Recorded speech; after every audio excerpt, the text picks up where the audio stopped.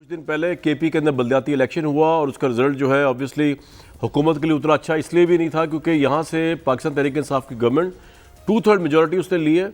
یہاں سے ان کا وزیر اعلیٰ ہے, یہ ان کا اسٹرانگ ہولڈ ہے, جس طرح پنجاب کو پی ایم ایل این کا اسٹرانگ ہولڈ کہا جاتا ہے. تو وہاں پہ یہ پرفارمنس جو ہے اس کے اوپر وزراء نے متضاد, ایک نے کہا کہ تحریک انصاف کا تحریک انصاف سے مقابلہ تھا, تو یہ بھی گورنمنٹ کی غلطی ہے, جماعت کی غلطی ہے کہ اگر وہ مینیج نہیں کر سکے ٹکٹس.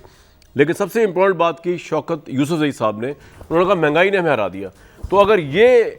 پوزیشن کے پی کے اندر رہی ہے کہ مہنگائی نے ہرا دیا, تو پھر پنجاب کے بلدیاتی الیکشن, پھر جنرل الیکشن, ان پہ کیا امپیکٹ ہوگا؟ دوسرا نظریہ یہ ہے کہ عمران خان صاحب کی گورننس پہ ہزار کرٹیسزم کر لیں, پور گورننس کہہ لیں, معیشت تباہ ہوگی کہہ دیں, لیکن جو چیز ان کی یو ایس پی ہے وہ ان کی ایمانداری ہے, اور اس کے بلبوتے پہ وہ اگلا الیکشن جو ہے لے اڑیں گے. یہ دو تناظر ہیں جو فیوچر کا منظرنامہ ہمارے سامنے پیش کرتے ہیں. اس میں آبویسلی اب گورنمنٹ کوششیں بھی کر رہی ہے, صحت کارڈ بھی لے کے آ رہی ہے, راشن کارڈ بھی لے کے آ رہی ہے, لیکن اگین کس حد تک یہ لوگوں تک مٹیریلائز ہوگا, عام آدمی تک, یہ ایک بہت اہم سوال ہے. بھٹی صاحب, یہ جو کے پی کا رزلٹ آیا ابھی 2 دن پہلے, اور جو پنجاب میں بلدیاتی الیکشن ہونے جا رہا ہے, مہنگائی ایکسیپٹ کر رہے ہیں گورنمنٹ کے وزراء,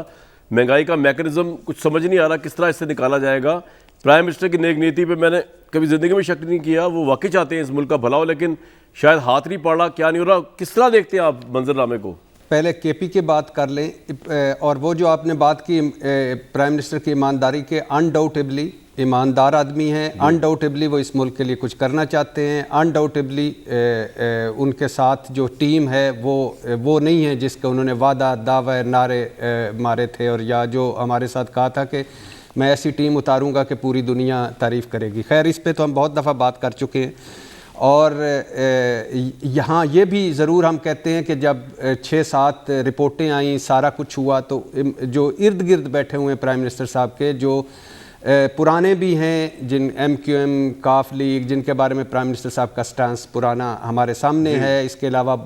جو رپورٹوں میں آئے ہیں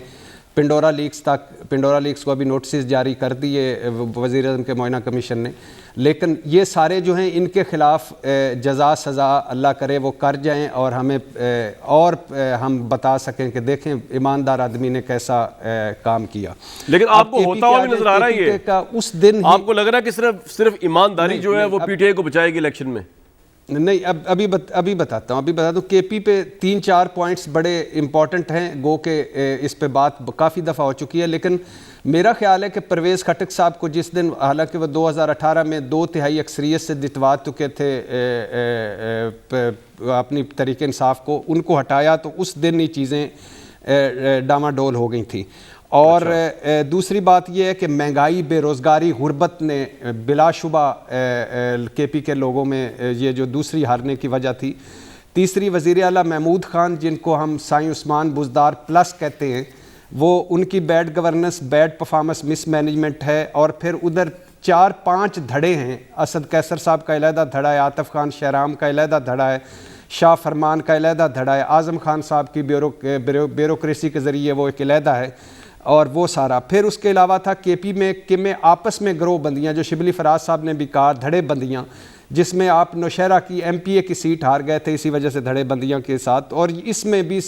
صوبائی صدر کوئی نہیں ہے, ابھی زونوں میں تقسیم کیا ہوا ہے, تو اس میں یہ بھی بڑا امپورٹنٹ تھا. پھر تھا غلط ٹکٹس دینا, کچھ بہت سارے چہیتوں کو بھٹی صاحب, لیکن اگر بڑے لیول پہ دیکھا جائے تو آپ کو لگتا نہیں کہ یہ سب کچھ مہنگائی از دا فیکٹر؟ نہیں, انڈاؤٹیبلی دیکھیں نا, آج جب ابھی میں آپ کے پروگرام کی طرف آ رہا تھا تو مجھے ایک بندے نے, میں ہاسپٹل میں, آپ کو جیسے پتہ ہے بیگم میری ہاسپٹل میں ہے, تو میں نکل رہا تھا تو مجھے ایک بندے نے دکھایا, ایک بل دکھایا, اس نے کہا یہ دیکھیے بجلی کا بل, نومبر کا بجلی کا بل, اس نے کہا 475 روپیہ میرا ہے اس پہ بل ہے, اور 1575 روپیہ اس پہ فیول ایڈجسٹمنٹ چارجز ہیں. تو اب بل میرا 475 ہے اور مجھے یہ آ گیا. تو یہ چھوٹی چھوٹی چیزیں جو یہ بڑا میٹر کرتی ہیں, اور سارا تو یہ انڈاؤٹیبلی مہنگائی, بے روزگاری, غربت. اور پھر کے پی کے آخری 2 باتیں, کئی جگہ پہ پی ٹی آئی کا مقابلہ پی ٹی آئی سے ہی تھا, کوئی شک نہیں ہے. اور پھر اس کے بعد آپ کو یہ بھی ذہن میں رکھنا چاہیے کہ یہ الیکشن کورٹ کے حکم پر ہوئے, اور پھر نان پارٹی الیکشن کروانا چاہتے تھے, سراج الحق اس کے خلاف عدالت گئے, اور پھر کے پی کے حکومت یا جو تحریک انصاف گئی. تو جو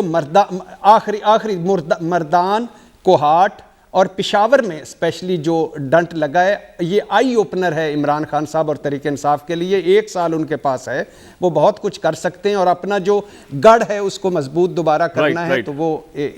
کے پی کے پر فوکس کرنا. بھٹی صاحب, بلدیاتی الیکشن اپوزیشن جیت رہی ہے, دوسری طرف اپوزیشن کے پاس قیادت بھی کوئی نہیں ہے. عفران صاحب کہہ رہے ہیں کہ جی نواز شریف صاحب واپس آ جائیں گے, قیادت ہے کوئی نہیں. کس طرح ویٹیج دیتے ہیں اگلے الیکشن کو موجودہ حالات کے پس منظر میں؟ دیکھیے, پہلی بات تو یہ ہے کہ جو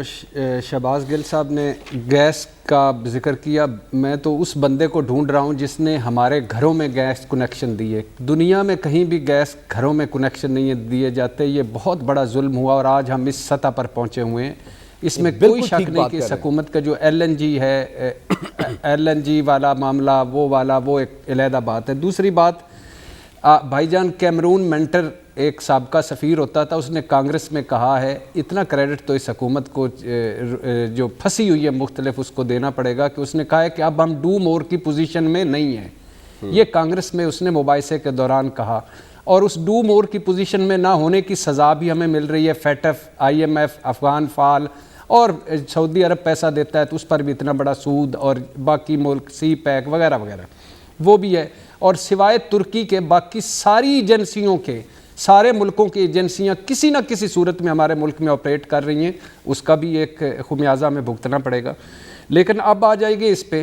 نواز شریف صاحب اخلاقی طور پر جو کچھ کر رہے ہیں وہ کرنا نہیں چاہیے. کئی مرتبہ میں بہت تھوڑی بات کروں گا کیونکہ اس پہ ہم اتنی مرتبہ بات کر چکے ہیں. وہ علاج کروانے گئے تھے انسانی اور طبی بنیادوں کی اور رحم کی اپیل, رحم پر, اور وہ 8 ہفتوں کے لیے گئے تھے, اور اب وہ سیاست کر رہے ہیں, اسی حکومت کی جڑیں کاٹ رہے ہیں جس نے ریمپ کی بنیاد پر ان کو بھیجا تھا, اور وہ خوش نصیب آدمی ہے کہ وہ گئے. شہباز شریف صاحب کے خلاف بڑا مضبوط کیس ہے, ٹی ٹیز کا اور باقی سارا کا بھی, جو 16 ارب آیا ہے اور جو اس میں سارا آیا جس میں 100 گواہ اور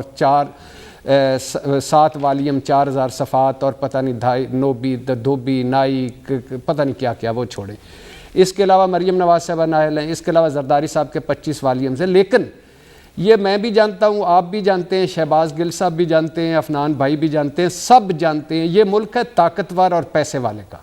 نمبر 1. نمبر 2, اس ملک کا نظام انصاف ختم ہو چکا ہے, اور اسپیشلی طاقتور کے لیے اور جو پیسے والا ہے اس کے لیے وہ ضمانتی میں چل کے نام بھی جمع کروائے تو ضمانت ہو جاتی ہے. عدالت کہتی ہے کہ ان کو پکڑنا ہو تو 10 دن پہلے بتائیے گا کہ آپ کی تباہ مائل بے کرم ہے کہ ہم آپ کو گرفتار کر لیں, اور چھٹی والے دن بھی انصاف مل جاتا ہے. اور ہمارے جو غریب ہیں وہ پان فروش ہو تو 6 دن کی جیل اور 6 سال وہ اندر پڑا رہتا ہے.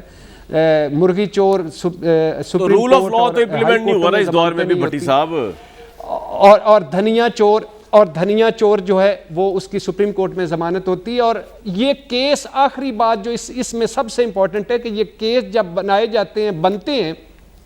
کئی اس میں مشکوک کیس بھی ہیں. میں اکثر کہتا ہوں رانا ثناء اللہ کا مشکوک کیس ہے, میں اکثر کہتا ہوں احسن اقبال صاحب والا مشکوک کیس ہے, اسی طرح. لیکن کئی اصلی کیس ہیں جو ڈاکومنٹڈ کیس ہیں. تو اب یہ جو کیس بنائے جاتے ہیں, جب ان کا کوئی منطقی انجام آنے لگتا ہے, کوئی چور دروازہ کھل جاتا ہے, کوئی ڈیلیں ڈھیلیں کچھ نہ کچھ ایسا جمع تفریق ہوتا ہے کہ یہ سارے کے سارے سر آپ کا یہ پوائنٹ آ گیا. مجھے عفران صاحب کو بھی لینا ہے, بالکل ٹھیک ہے, احتساب گالی بن جاتا ہے. عفران صاحب جو بھٹی صاحب کہہ رہے ہیں اور یہ جو شہباز گل صاحب نے کہا ہے, آپ کے ذہن میں کوئی ڈیل تو نہیں چل رہی؟ کیونکہ آپ کو بہت سب